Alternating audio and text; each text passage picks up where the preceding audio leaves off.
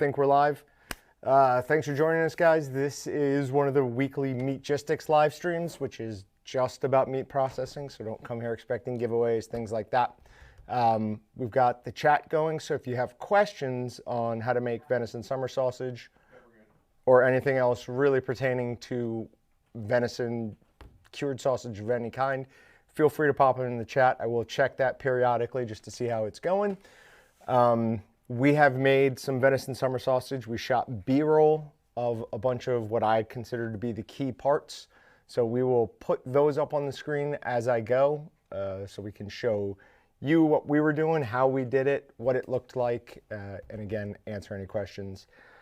This is the deer that one of our podcast guests was nice enough to let us use. We agreed that we would process it and give this meat to his client. The snack sticks were okay. They're honestly a little bit dry. These are spot on. So we're going to go over everything we did to get this awesome result. This is really, as far as a venison, this is probably my favorite thing we've done so far with venison. Goose pepperoni still holds prime for me in wild game, but yeah, for venison, this was amazing. So we'll walk you through how we got this result. Let me just pop into chat real quick. Cool, no questions as to this point. So we will just get right rolling here. Now, the first thing I do anytime venison, any type of wild game, put it in a vacuum bag and freeze it.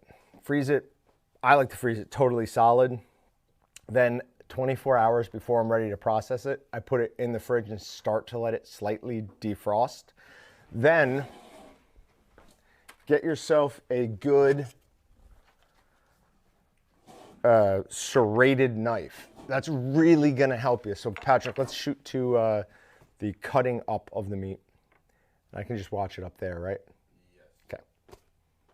So that is soft frozen. I'm also doing some trimming at this point. As you can see, like pieces like that, and that, they're just gonna clog up the grinder and they're really not gonna give us anything special, so I just put those aside. How small I cut it really depends on how frozen it is. If it's, and there's a serrated knife I was talking about, if it's really hard frozen, I'm gonna cut it into really small, tiny chunks. If it's got, you know, just a medium freeze on it, slightly larger pieces are okay, but that right there, we wanna get that nice and small, that size or even smaller. Something like that, that piece was much less frozen, so it can be a little bit bigger. That's just gonna make it easier on your grinder. During the first grind, that's not that big a deal, how big your pieces are. Basically, as long as it'll fit down the throat. You're going through one of these big 3/8 plates, so that's really not that important. But the colder the meat is during the first grind, the colder it's gonna be going into the second grind. And that's really where you're gonna run into the majority of your problems and cause the majority of your issues when we're talking about a cured sausage. So we always like to get it as cold as possible, because when we do the first grind, Patrick, I think that was the next one. Sorry, I'm bringing it back up.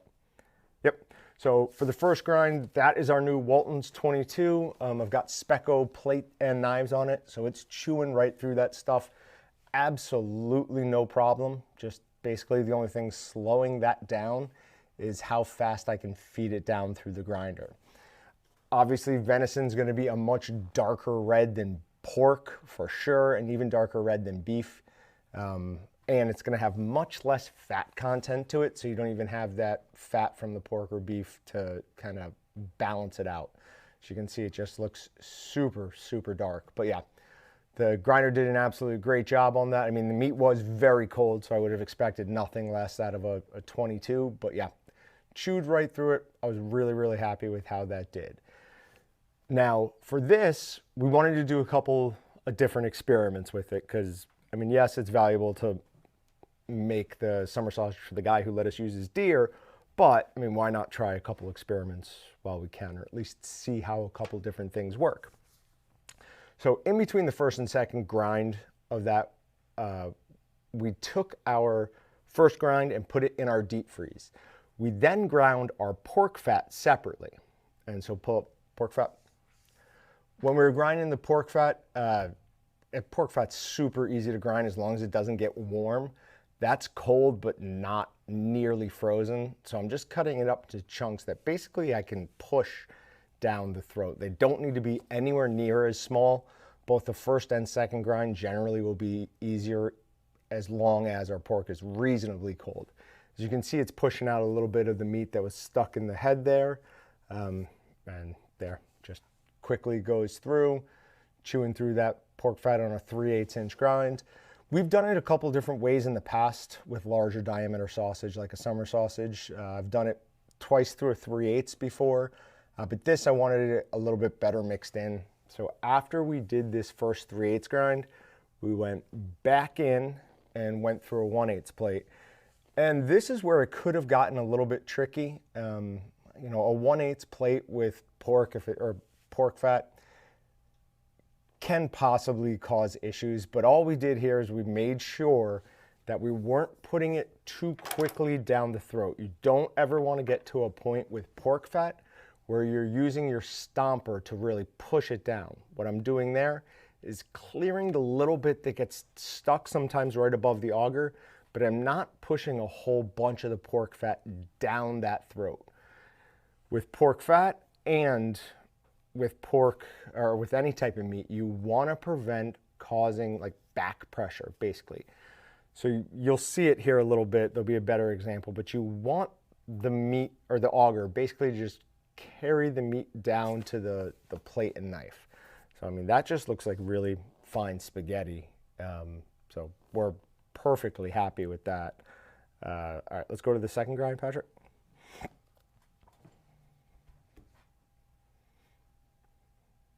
So we got a little crust on that. You can kind of see it from there. There was no good way for us to really show that. But I want you to pay close attention to how the meat starts coming out here. It'll look like it's getting backed up kind of at the top left side of the plate. See how it's coming out well at the top? But just below that, it starts kind of bunching up there, right there. So that's not ideal. That's not what we want. We want it to be nice, long, straight strands. And you'll see here, as I back off using the stomper and just slowly allow amounts to fall down the throat and be carried to the plate and the knife, you'll see how those straighten out, get longer.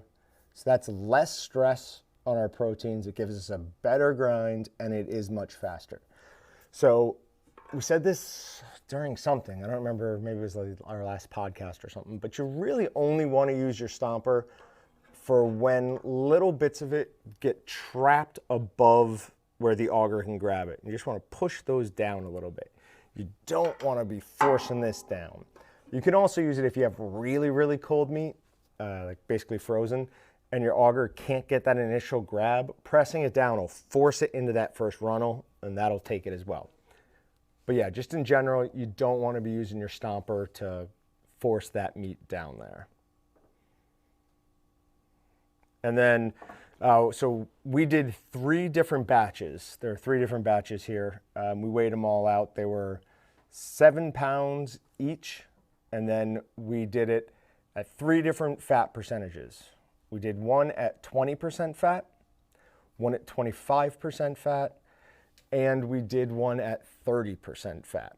So this is just us weighing it out, making sure everything is perfect. We got some great pork fat for this, both from a local place,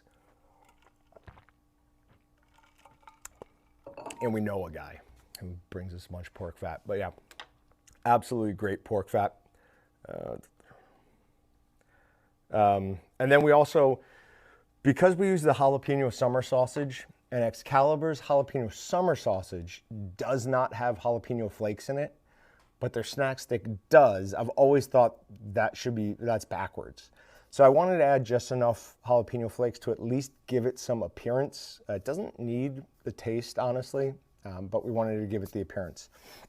So we're rehydrating 1 ounce, or maybe it's 1.5 ounces. Yeah, 1.2 ounces of jalapeno pepper flakes there, and you just add them, 1 part jalapeno flakes to 5 parts of water. Now that would have made like basically 6-7 ounces of jalapeno flakes. We added that to 21 pounds of protein, 25-ish pounds all around.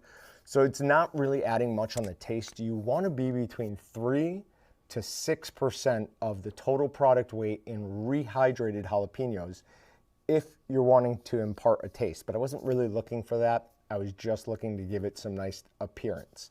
So I just added 7 ounces to 25 pounds, which if you do the math is nowhere near that 3%. I think it's 1 or something like that. But worked out well for us. It gave us a beautiful look, and we really didn't need much help on the taste. So for mixing on this, I was doing 7.2 to 8 pound batches. So I didn't want to dirty up a mixer and have to clean it just for that. So all hand mixing. You can see I've got those cotton gloves underneath, try to keep my hands warm, and they do a good job. Another thing with that is when I wear XL gloves and I'm hand mixing, if I don't have those cotton gloves underneath, a lot of stuff tends to get stuck between my fingers, and it feels like the gloves are going to get pulled off because I'm somewhere between a large and an XL on hands. But with those gloves, it just fits perfectly. So I'm just mixing. Here, I'll do it, I think, here in a second. Once I've got everything kind of distributed throughout, I like to mix by pushing towards the middle and squeezing my hands at the same time. We should get it here in a couple seconds. Yep, just like that. So you're doing a squeezing motion as well as you push. It just gets more action. You'll see it throughout, come through your fingers, specifically through your thumb, or between your thumb and your pointer finger. But yeah, just within a couple of minutes, you're gonna start getting your protein extracted. Now, at this point, we added our water at the rate of 1.5 liters. We'd already added our seasoning, our Sure Cure, and our Sure Gel. So I know a lot of people recently have been using carrot fiber as a binder for cured sausages like summer sausage and snack sticks. Generally, I don't recommend doing that. I'd say do Sure Gel or the soy protein blend, even the Super Bind. Carrot fiber is really just designed to give you a more moist product, which, I'd say it's better than nothing. And the great thing about it is it's inexpensive. The problem is that with a sausage like this, like summer sausage or snack sticks, we're trying to create a semi-dried product. By adding carrot fiber, we're going to make it hold on to as much water as possible. So we're kind of working against ourselves there, and we can increase our cook times dramatically when we use just carrot fiber. So Sure Gel is the way to go for cured sausage. So while I had 3 different batches, I was having 2 in the fridge, mixing one, swapping them out, mixing one. Once everything was mixed to almost the point of protein extraction, I brought them all back in here. I distributed the jalapeno flakes, quote unquote, evenly. As you can see, I'm just kind of like, oh, here's some for that, here's some for that. I then added the cheese, and again, not really very exact. I was just going for, a decent amount of cheese in both. And lastly, of course, is the encapsulated citric acid. Patrick, pause it right there. Actually, no, just let it keep playing. Sorry. Encapsulated citric acid is citric acid that's encapsulated in palm or I think it's grapeseed oil, one of the two, switches back and forth. And the reason it's encapsulated is because we don't want it to start interacting with the proteins too soon. That can give us some denaturing problems. High acid, so low pH, can start to denature your proteins. It's the same thing when we cook something ceviche. If you've ever been on a boat and had the captain guy, cook your seafood right there in lemon and lime juice, that's what's happening. He's cooking it ceviche, and that can start happening if you rupture too much of that encapsulation. That encapsulation is specifically designed to break down when it's reached 130 degrees or more, and it's been kept at that temperature for over an hour. So that's why we use encapsulated citric acid instead of just some regular, citric acid. So we're going to move on to stuffing. We had 2 different sizes of casing, but they all fit over the same. Those are the little considered salami casings, but they work perfectly fine for summer sausage. So those are the ones that are 20% pork fat for that size. Stuffing summer sausage is super easy, really. The 2 biggest struggles are going to be keeping it on the tube tight enough, and as you can see, I'm holding it pretty hard there, to try not to create too many air pockets in your sausage. Another important way that you do that is by loading your stuffer correctly. And I've always said the easiest way to do that, here, bring it back, but keep it there because I want to go back to that, if that's possible. The easiest way to do that is to load your sausage stuffer at an angle. So if this is your sausage stuffer, load it so your meat is angled down on the first one. Then on the next one, start packing it down here and come till it's up there, and keep going like that all the way to the top. Also, make sure the air valve at the top of your piston is moving freely. That'll help release some of the air up through there instead of out through your sausage. If you're using something like Sure-Gel, a couple little holes in your sausage, I mean, it's going to happen almost no matter what, unless you have a big hydraulic or some sort of vacuum stuffer. You're going to get some of them. If you're using Super Bind, you're going to have it fill up with like a gel. Super Bind has some potato starch in it that forms a gel and just soaks up any water, absorbs any water that's being expelled from the meat. So if you have a big hole in your meat, that's going to be filled up with the gel. It doesn't taste like anything. It's just a little unappealing to look at. So go back to the...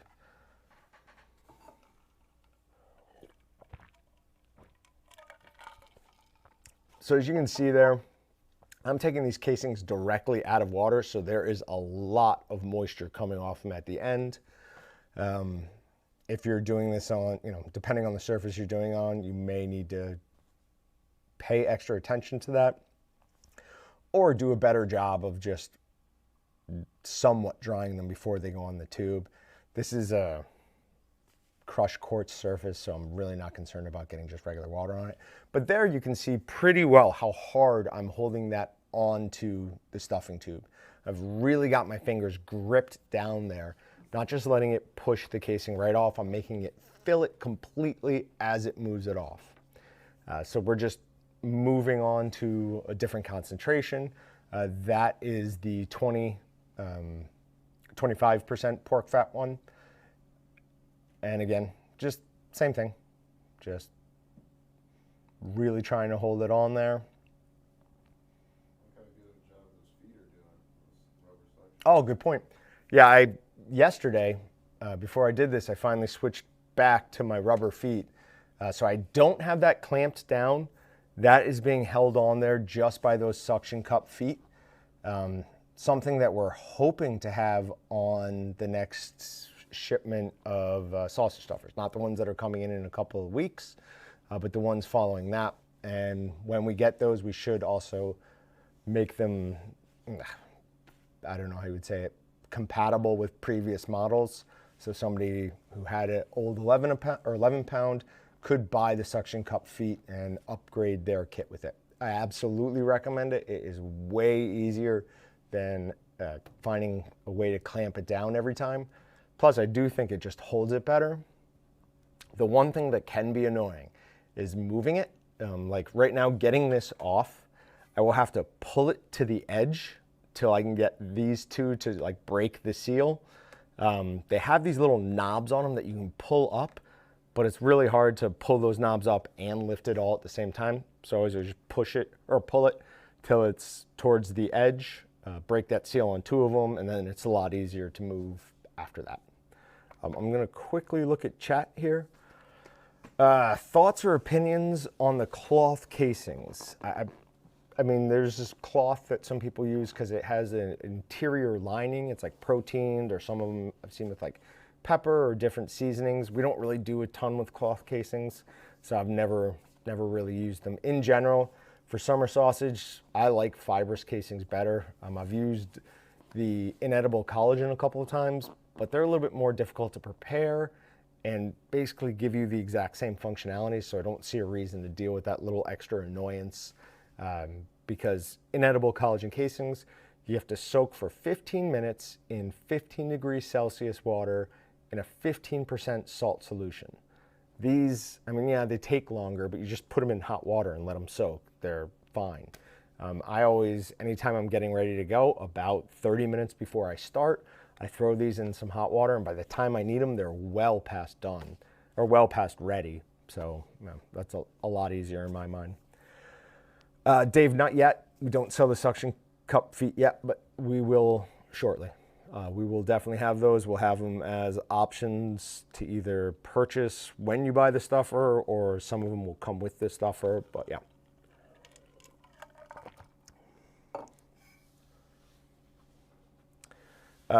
On the video, using the 50-pound mixers where they slowly added the seasoning, where on your video you dump it all in, it really doesn't matter. On a meat mixer like that, where we're getting protein extraction, it's gonna mix so thoroughly anyways. The only downside that can possibly happen to dumping it in like that is occasionally it'll get pushed to the bottom and it'll get into a corner somewhere where it's really not gonna get pulled back up. So you may have a small pocket at the bottom that's like we used to call them flavor nuggets.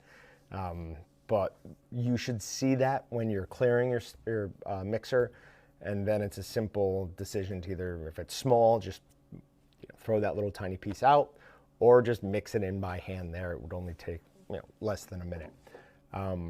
I prefer just to put it all in at once as I'm letting this run it. Can you use pork sausage as opposed to pork fat? I would say no to that. You don't want to use a pork sausage. Pork sausage has already had seasoning, salt, all sorts of other things added to it. If you can't find pork fat, the best thing to do is get untrimmed pork butts.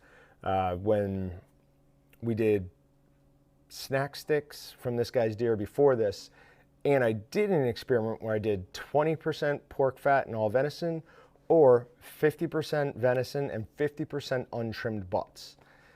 There was almost no difference in the taste. Also didn't feel like there's a ton of difference in the fat content. I really just think deer and pork, they're both fairly, similar is the wrong word, but they're hearty tastes.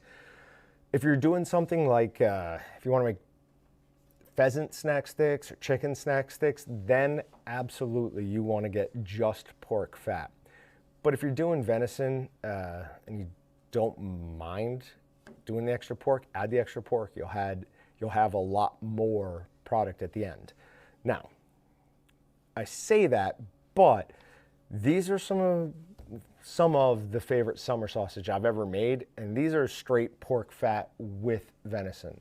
So, I mean, kind of 6 of one, half dozen the other. It's all personal preference. But we will get to which fat content worked best. We did do a bunch of interesting stuff on the cooking process though. But first let's show the clipping of the casings. So you just want to twist it real tight, get that on there. Now remember, all of the weight of that product is going to be hanging on that clip. So you want to make sure it's on there nice and tight. You don't want to leave too little material for it to get. I think one of them here I did twice to make sure. Might have been that one. But the loop is almost always from the other side. The side that already comes closed has the loop. So we want to make sure that that clip is on there really nice and tight. Those are some new clippers that we should have in stock somewhat shortly. We're buying a bunch of them. They worked great and they're available. Plus they have nicer handles on them, so it's a little bit easier to use. Keep your grip on. One of the things we wanted to talk about was you don't want to leave much less than this amount of casing after your clip. You don't want to be right at the end here. That's when it's really easy for the whole casing to pop. Because even if this moves down it's not going to move at all. But if it moved like, you know, a ½ inch, I still have plenty of room here for that to continue to grip onto. If I'm at the end and it moves at all, this is coming open and it's going to start leaking on the floor, make a huge mess, and you're going to lose some of your summer sausage. So, a couple things. I cooked these a few different ways. They all started in the smoker. But we always say or not always, when we tell people to pull things and finish them up in hot water, we say to pull them at 130. But I wanted to see what would happen if we pulled them earlier than that. So we pulled this one at 100 degrees, or maybe it was 105. This is one that got pulled at 135, and you can clearly see, it's kind of harder to see, this got much more smoke appearance than this. Now I don't know yet, because I haven't cut into it yet, what the texture difference is, but from just a smoke appearance, pulling it at 110 is too early. We want to leave it in. We always say 130. I pulled this at 100. Is this the one? Yep. I pulled this at 115. So we're going to cut into that in just a little bit and take a look at the picture or the color there. But the interesting thing was, by the time the summer sausages that were left in the smoker, which again has humidity control, so I mean cooks faster than your smoker at home, by the time those reached 140, the ones I had pulled at 100 and 115 were done. They were already at 160 degrees. Now, even more interestingly was when I pulled them at 140. Now, at 140, they're basically done taking smoke. They're not going to increase the smoke flavor. I put them in the water that was 177 degrees. I was done in 25 minutes. So I went from 140 to 160 degrees in 25 minutes. I mean, that is a huge, huge time saving for people. It's just, you know, that 140 to 160, even with a good smoker, that couple hours, that could take 2 hours, no problem. 3 hours, 4 hours, even longer. And that entire time, you're losing moisture on this. And while yes, it's a semi-dried sausage, we don't want it to be, you know, some overly dried, crumbly product. So the more and more I play around with it and do it, the more I like taking sausage out and finishing it up in a sous vide cooker, or I know some people do the large roasters with, you know, turkey fryer or something else underneath it. Just anything that you can get a lot of your sausage into. I had 2 different batches going. One had our big HBC commercial. One had our VacMaster big commercial unit. That was running one poly pan all by itself. And then the other one, I had a big Walton 70-pound meat lug, and that had 2 of them. That had the Weston and the HBC getting it up to 170. The Weston by itself just wasn't able to get an entire 70-pound meat lug up to 177 degrees. All right, so check chat again real quick, see if there's any questions, then I'm going to cut into these. Well, hold on. I got the sous vide and the ice bag. Oh, so here we go. So this is us putting it into a sous vide. Those orange gloves saving me from burns time and time again. And just look how much you can get into a single lug. Yeah, and that's just a poly pan. That's not even a lug. I'm going to just keep popping them in there. So those are all the ones that we pulled at 140. There was another big lug over in the corner over there. After they reached 160, I've got a full thing. I mean, that thing is over full, or over half full of ice. I'm putting all of my sausage in there first. Then once I have everything in there, I'll start covering it up with water. But the goal here is to bring the temperature down as quickly as possible. So we just want them in as much direct contact as ice as possible. I don't know if we got it here, but I also took some cooler packs, some cooler gels, yep, there we go, and poured that water and the cooler packs right on top of them. So we're just trying to stop the cooking process here, and we're also trying to release the casing. Oftentimes, if you just put it in cold water, you're gonna have problems where the casing is gonna stick to the meat And when you go to pull it, you're gonna pull pieces of the casing off with it. If you are having that problem, my suggestion to you would be to put it in a cooler for at least, 24 hours, but probably longer than that. That will create enough moisture to kind of release the casing a little bit. You can also kind of rub the outside of it, but if you stuffed these properly, that's not gonna do much for you.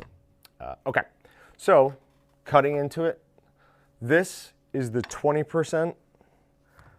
Sorry, this is someone else's, so I'm trying to be, I mean, the appearance is very nice, really nice red color. See, and these, see those tiny little holes? That's what I was talking about. Will fill up with, oh, look at that. Yeah.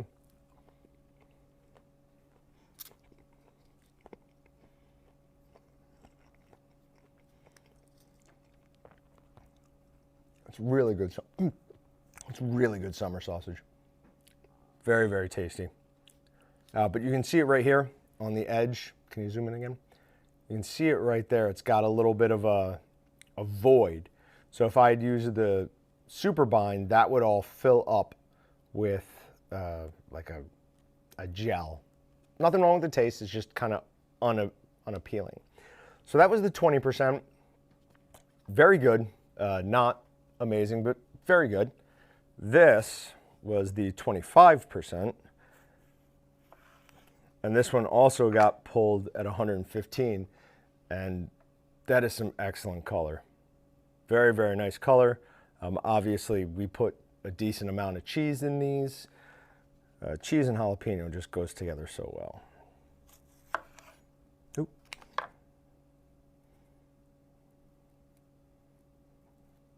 Yep, and these casings pulled away a lot better than these. I don't know if that's partly probably because these might have overcooked a little bit. You can see it's a little bit less of a diameter, and they went into the same sous vide bath, but this pulled away no problem. And this is the 25% fat.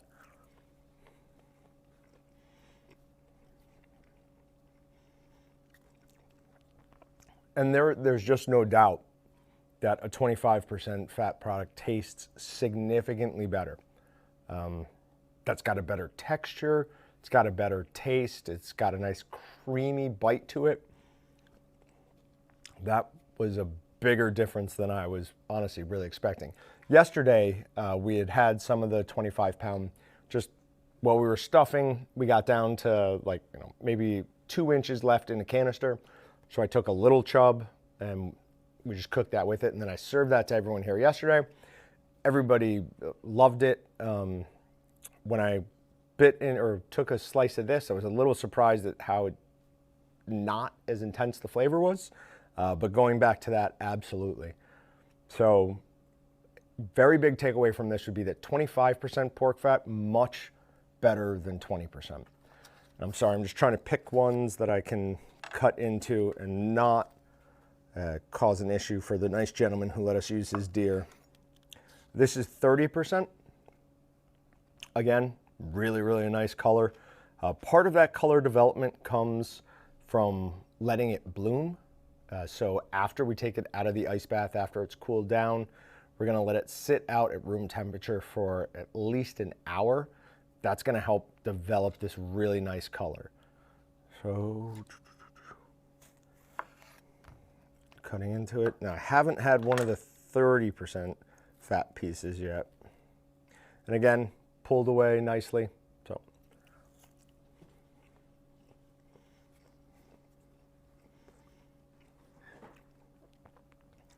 really, really similar to the 25. You won't be able to see it from home, but you can feel it on this, and you could see it in the water when I was finishing up cooking them. A little bit of fat rendered out of this and made its way to the outside. Now there's a point where no matter how good we extract the proteins, we're gonna get some fat rendering. Totally loose fat will render at the temperatures we're talking about cooking it at. So, I mean, there's not much you can do there. So somewhere between 25 to 30%, I would say that is the ideal pork fat for venison summer sausage. But this is simply awesome.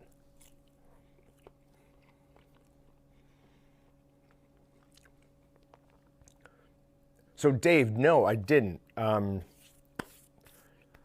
Couple of things. Park cider. Everyone who's a big Meatgistics user, well, everyone who's been around for a while at least will know this. Park cider is kind of the one who introduced most of us to this cooking style.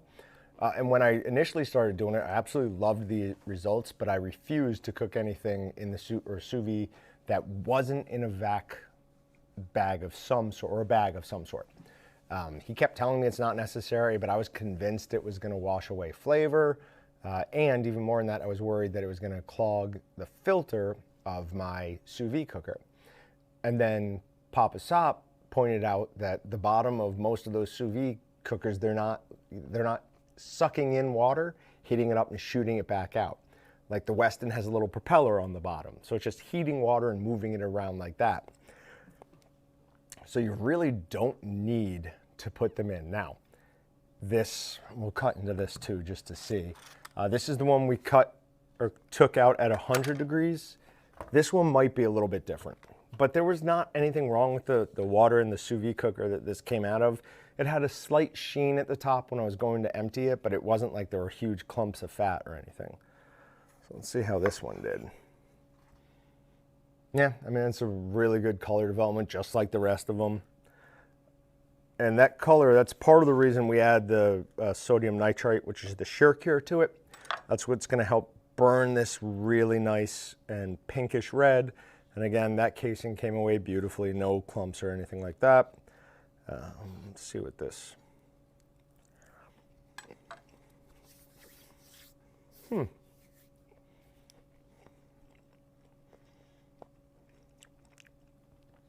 That's interesting. There's a very clear difference. Patrick, Yes. come try this. There's a very clear difference in taste. Between which one and what one? So this is one that we smoked up to 100 and I think 15, or maybe this was 140, and then pulled. So take a bite out of that.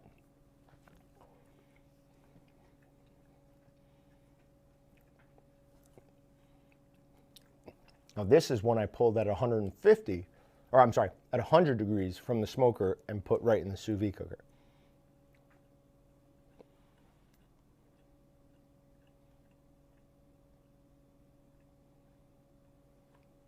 Yeah, different. I don't know which one I like more. This tastes more like bologna. The first or second one? No, the second one. I think tastes more like bologna. Yeah. That's interesting. I'm getting, I don't know if it's just that bite, I'm getting a lot more jalapeno flavor. It could be just what was in that bite though. So one of those differences obviously could be smoke, but I think there's more going on there than just that. I think cooking it in water, no, that doesn't make sense. It has to be just the fact that it got way more smoke, the other one did, than that. But yeah, I mean, both really, really good, but I'm still gonna recommend you wait till 130 to pull it out of your smoker to go to your sous vide cooker. That's when you're gonna get the most, or you'll get more smoke that way. Plus just all in all, I think I'm more comfortable with that taste. I like the taste of the one that stayed in the smoker longer. And from 100 to 130 degrees, I mean, that's gonna take an hour, hour and a half in your smoker for the most part. Because remember, it's 125, 130, right in that range that we start running into the stall. That's why it's so convenient to be able to pull it at that temperature. Quickly for the stall, for anyone who doesn't know, something we harp on all the time here. Stall is when your meat starts, the proteins start excreting their water. That water makes its way to the surface of whatever you're cooking, whatever piece of meat you're cooking, and it starts evaporating off. As it evaporates off, it's the same thing when you sweat. The only reason sweat cools you down is because it evaporates off. That's gonna slow down your cook because it's matching or decreasing the thermal energy that's penetrating your meat. A couple of ways to defeat the stall are, one is just wait it out. Just wait until as much of it's dehydrated or evaporated off as needs to. Other way is to increase the temperature of your smoker. That runs some problems. You can get case hardening that way. Third way is to increase humidity. So if you make it more humid in your smoker, it makes it harder for your the stuff to evaporate off the surface and hence cool down the product. Putting it in the sous vide is basically doing that. It's making everything 100% humidity so nothing can evaporate off, and it just speeds right through that cook. So good way to cut hours and hours off. So I am going to start packaging all this up because unfortunately I don't get to keep all this delicious summer sausage. I will be giving it all to the nice gentleman who let us use his deer. We will have our deer processing video where we go through quartering it, and then we talk about how to break it down beyond that, what roasts, how to prepare back straps, so one or two ways to do back straps. So we should have that out hopefully sometime by the end of next week for you guys. So let me know if there are any questions in chat. Papa Sop's been pulling his at 135. Yep, it's a great temperature to do it. For everybody, it's just, I was talking to somebody the other day who was real concerned about, I can't remember, it was something they were doing, and they said, but I'm happy with my product. I'm like, well then keep doing that. Oh, it's carrot fiber. It was like, but I see like I shouldn't be doing that. But if you're pleased with it, go ahead and continue. I mean, no reason to make a change unless you're having an undesirable result, right?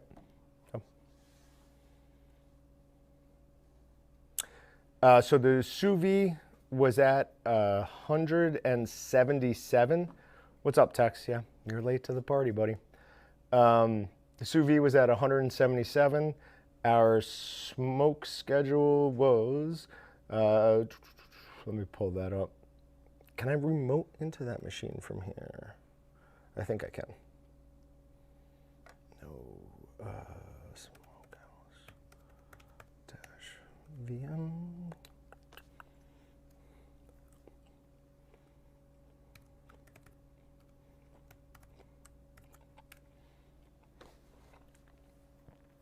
Sorry, I'm trying to remote into the computer we have for our smokehouse. And that should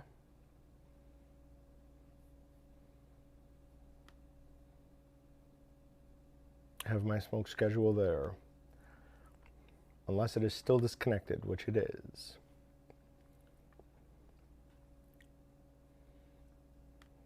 View edit. Yeah, it's not there anymore.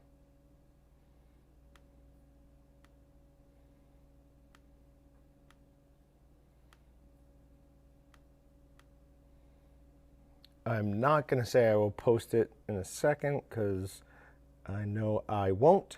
So I can go grab it another way.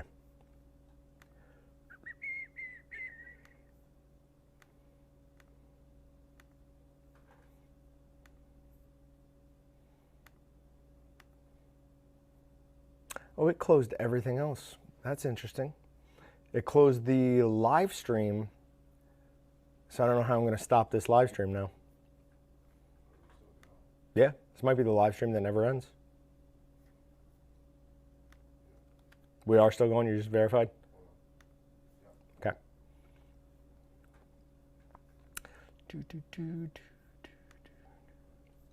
All right, so I will give the full smoke schedule, but again, remember, we've been pulling them at 130 and finishing them up in 177-ish degree water. All right, so good, simple smoke schedule for summer sausage. 120 degrees, 20 minutes, vents wide open if you don't have a fan, just vents wide open. This is a drying phase. It's gonna dry the surface of our sausages evenly. It's also sometimes called an equalizing stage. It's a little bit different of a thing actually, but sometimes it's just called that. So we're gonna, after that, we're going 125 for an hour. At that point, we're gonna add smoke, we're gonna add humidity, and we're gonna close our dampers down about 3/4 of the way. Then we're going 140 degrees for an hour. And again, we're gonna continue adding smoke and humidity. 155 degrees for 2 hours. Now at that point, it's in that first 3 hours that you 4 hours that you should be able to pull it. That should get you to about 130 degrees and get it into a sous vide cooker. And then the final step, if you're going to leave it in there the whole time, is 175 degrees until the internal temperature is 160. Once that happens, pull them from that and put it in an ice bath. Not a cold water bath, ice bath. It should be like 50% ice, 50% water, or thereabouts. I think you could see how much ice I had in that meat log. I raided every ice machine and freezer around here to get that ice. I meant to stop at Quick Trip and pick up an ice bag on my way back from lunch, but I'd forgotten. So just ran around and stole stuff. Okay. How are you monitoring? Oh, internal temperature. So with a product like this that we're not going to put in a vac bag, it's not a problem. I just fish a string up to the top and jab one straight down the middle there. It does not create any waterlogging probing it like that. I've tested it many, many times. If you're doing it in a vac bag, that's a little bit more of a problem. What I like to do when I was doing it in vac bags all the time is I'd put it in a vac bag. I would seal that vac bag as close as I could to the top of that bag. Then I would just cut it open along that, test it, reseal it there, and just keep going every time I needed to test it. They do have a, I don't even know what to call it. It's like a seal, it's a tape seal that you can put on the outside of a bag and puncture through that. It seals behind it so that it allows you to go right in the middle, and then when you pull out that tape or whatever it is, the seal closes back up and becomes watertight again. We don't sell it because it's pretty expensive and honestly just not really worth it. But yeah, that's how we do it. 1.5 liters. No. Sorry. The rate of 1.5 liters per 25 pounds. Sorry, to be very clear there. For 25 pounds, when I'm using Sure-Gel, I will use 1.5 liters of water for that entire batch. I divided that out for 8 pounds. Well, so there were 7 pounds. I used 1.2 pounds of pork fat, 1.6 pounds of pork fat, I think, and 2 pounds of pork fat. So I did it for a 7.2, a 7.6, and a 9 pound batch. So yeah, each of those had it divided out for it. Very good question.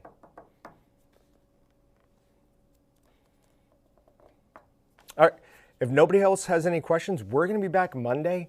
Austin had reminded me that we did a live stream to end our 13 days of Christmas last year. So we are planning on doing one again. For anyone who doesn't, the Meatgistics app is now available for Android phones. We will be sending out some push signals from that. We're going to make a big push to try to get some people to use that. There will occasionally be little things that we'll be sending out only through the Meatgistics app, at least initially.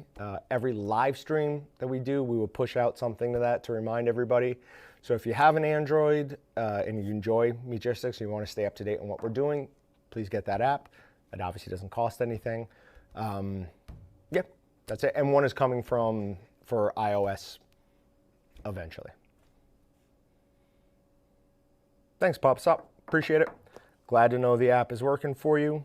And we'll see you Monday. Ryan, I'll see you Monday as well. It's going to keep going until I get into the control room and close it. I got a graph. Okay.